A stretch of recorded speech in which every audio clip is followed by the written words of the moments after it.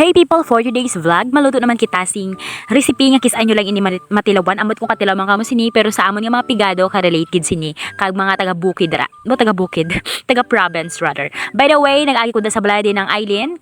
Ang inyo di balay damo na hilamuon, puli ng kamude. By the way, nag-abot na ko dagali sa Abalungan. Gagpangwa na ako dira sing takway. You know, ang takway na namian ko sina maghikot. Kaya ambot nakaka-addict. Kung ang iba natakan ako yan na namian ako sina maghikot. Promise. Pinamati lang ko drama. Dasig ko lang inay saya matapos. Then, nangwa ako dira sing ogbos para dugang. You know nga ini nga recipe is good sa mga hangover.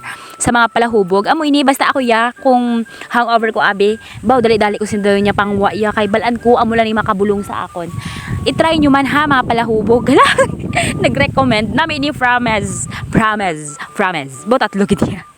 Hindi man nadagali damo-damo gid ang gingkuha ako kay. Syempre kami lang nadaday mama ang kakaon kag ang mga manghod ko hindi sinikauyon, mga sosyal nga mga bata daw gipadako sa manggad. Ala char. Then amo na inatanan ang akon ginkuha. Pag katapos ko dagali pang kuha, syempre mapuli kita kag mahikot. Hambali mama, makatol ina ko no, dapat ibulad anay ang mga paklang kay para madula ko no ang tagok. I don't know kay tagok ina ko no ang gapakatol. Then nag-start na ko da hikot sang takway. You know, gimbuligan ko dagali ni mama ha. Gipagkuha sina, iya dayon ginlukot kay hindi ako sinakabalo maglukot. Iya man lang gimpang buksan kag ginlantok may mga olod-olod tapos but ilimbod lang ikapos ihigot. Amo lang nakadasig sa iya.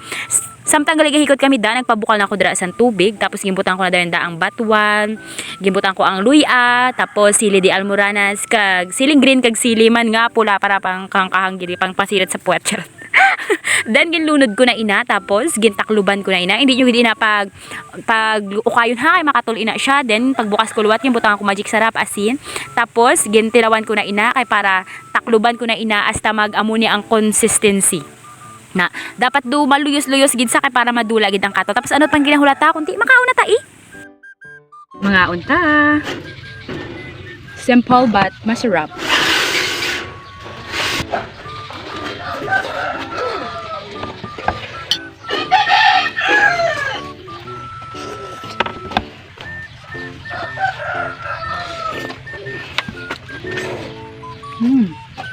Nami.